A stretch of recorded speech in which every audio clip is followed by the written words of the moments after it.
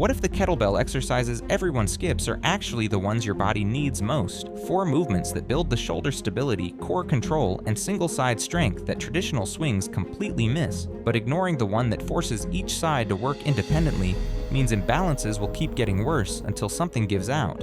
So what makes these 4 exercises different from the swing everyone obsesses over? We're starting with the single arm overhead press. Your shoulder is the most mobile joint in your body, and that mobility comes at a cost. Without stability work, shoulders break down, impingement, rotator cuff pain, chronic issues that never seem to go away. This movement fixes that in a way barbell pressing never can. When you press a barbell overhead, both arms are locked to the same bar. If your right shoulder is weaker or less stable than your left, your body compensates automatically. Your stronger side picks up the slack. You never even notice the imbalance. But when you press a kettlebell with one arm, there's nowhere to hide. Your weaker side has to do the work, and your core has to fire like crazy to keep you from tipping over. You stand with your feet about hip width apart. Clean the kettlebell up to shoulder height so it's resting in the rack position, your forearm vertical, the bell sitting on the outside of your wrist, your elbow tucked in close to your ribs. Your other arm can hang at your side or stay slightly out for balance. Now press the bell straight up overhead. The key difference between this and a barbell press is what's happening on the side that's not pressing. Your obliques on the non-working side are bracing hard to resist lateral flexion. The weight is trying to pull you sideways, and your core has to fight to keep you upright. That's anti-lateral flexion training, and it's one of the most underrated core functions you can develop. By the way, we'll be diving into another movement in just a bit that takes this anti-lateral flexion concept even further, and it's one of the simplest but most effective exercises you can do with a kettlebell. Press for 6 to 8 reps on one side, then switch. Do 3 sets per arm. And don't rush through the reps, control the descent. Feel your shoulder stabilize at the top. This isn't about moving weight fast, it's about teaching your shoulder to own that overhead position under load. If I asked you to name the most underrated core exercise in existence, most people would say planks or maybe dead bugs. But the real answer is the suitcase carry. It's so simple it feels like it shouldn't work, and yet it builds oblique strength and spinal stability better than almost anything else you can do. You pick up a kettlebell in one hand and you walk. That's it. But what's happening inside your body during that walk is where the magic lives. The kettlebell is trying to pull you sideways. Gravity wants to tip you toward the weighted side. Your obliques and deep core muscles on the opposite side have to contract hard to resist that pull and keep your torso upright. Every single step, your body is fighting against an asymmetrical load, and that constant fight builds real, functional core strength. Most people think core training means crunches or sit-ups, exercises where you flex your spine forward. But your core's primary job isn't flexion. It's anti-movement, anti-rotation, anti-lateral flexion, anti-extension. Your core exists to keep your spine stable while forces try to move it. The suitcase carry trains exactly that. Grab a heavy kettlebell in one hand. Stand tall, shoulders square, hips level. Now walk 40 to 50 yards without letting your torso lean toward the weight. Your shoulder on the loaded side stays down. Don't hike it up to compensate.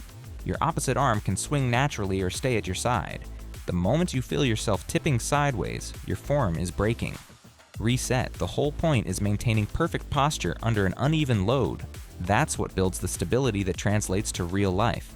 Carrying a suitcase through an airport, holding a toddler on one hip, picking up groceries with one hand.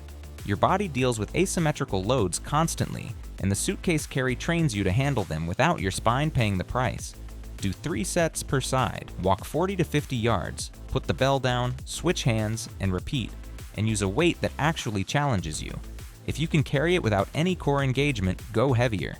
Now, like I said, these kettlebell movements are filling in the gaps that swings leave behind. Shoulder stability, anti-rotation strength, real-world carry capacity.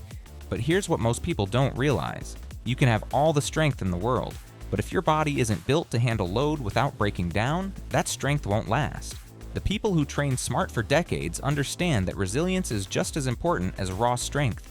That's the foundation of the blueprint I created, Reset Your Body. It's designed to give you the stability, mobility, and movement patterns that keep your body feeling strong and pain-free long-term.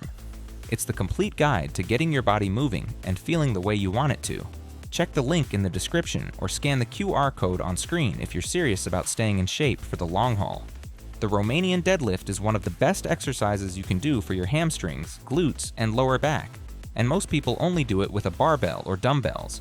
but the kettlebell version has one massive advantage that makes it worth doing on its own. It forces you to own the hip hinge pattern with nothing but your body and a single weight. When you use a barbell for RDLs, the weight is distributed evenly across both hands. Your body can get away with small compensations, shifting weight slightly to one side, rounding your back just a little. With a kettlebell held in both hands, the weight hangs in front of your body in a way that punishes bad form immediately. If your hips don't hinge properly, you'll feel it in your lower back. If you round your spine, the kettlebell pulls you forward. The feedback is instant. You stand with your feet hip-width apart, holding the kettlebell with both hands in front of your thighs. Your shoulders are back, your chest is up, and your core is braced. Now hinge at your hips. Push them back like you're trying to close a car door with your butt. Your knees soften slightly, but this isn't a squat. The movement comes from your hips, not your knees. As you hinge forward, the kettlebell travels straight down along your legs. Your back stays flat. Your shoulders stay pulled back. You should feel a deep stretch in your hamstrings as you descend. When you hit the bottom of your range, wherever that is without your lower back rounding, you reverse the movement by driving your hips forward and standing back up.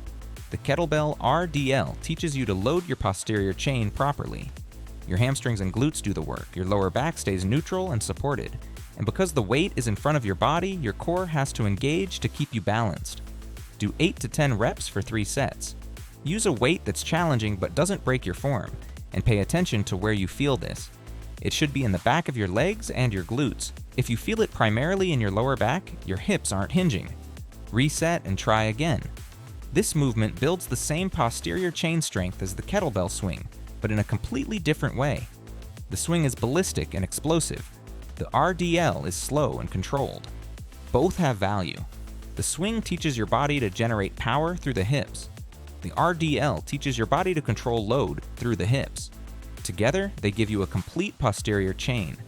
Your back needs to pull just as much as your chest needs to push, but most people do way more pushing than pulling, and their posture suffers for it. Rounded shoulders, forward head position, upper back tightness, all of it comes from an imbalance between pressing and pulling. The kettlebell row fixes that imbalance, and the single arm version has a huge advantage over barbell rows. It forces your core to resist rotation while your back does the pulling. You set up in a staggered stance, left foot forward, right foot back, like you're about to take a step. Hinge forward at your hips so your torso is at about a 45-degree angle. Your left hand can rest on your left thigh for support, or you can let it hang. Grab the kettlebell with your right hand. Your arm hangs straight down, and the kettlebell is slightly in front of your body. Now pull the bell up toward your rib cage. Your elbow drives back, not out to the side. At the top of the movement, your shoulder blade squeezes toward your spine. The kettlebell should finish near your hip, and your torso should stay completely still. No twisting, no rotating. Your core is working to keep your body locked in place while your arm moves. Lower the kettlebell back down with control. That's 1 rep. Do 8 to 10 reps on one side, then switch your stance and repeat on the other side, 3 sets per arm. The offset load, one arm pulling while the other side stabilizes, creates an anti-rotation demand that barbell rows can't replicate. When both hands are on a barbell, your body naturally balances the load. With a kettlebell, one side is under tension while the other side fights to keep you from rotating. That builds real-world core strength. And the pulling motion itself strengthens your lats, rhomboids, and rear delts, all the muscles responsible for pulling your shoulders back and keeping your posture upright. If you sit at a desk all day, this is the movement that undoes the forward rounding your body has learned. Swings are powerful, but they're not complete. These 4 movements fill in every gap the swing leaves behind. Build a complete body with one tool. And don't forget to check out that Reset Your Body blueprint in the description if you want the system that makes all of this work even better.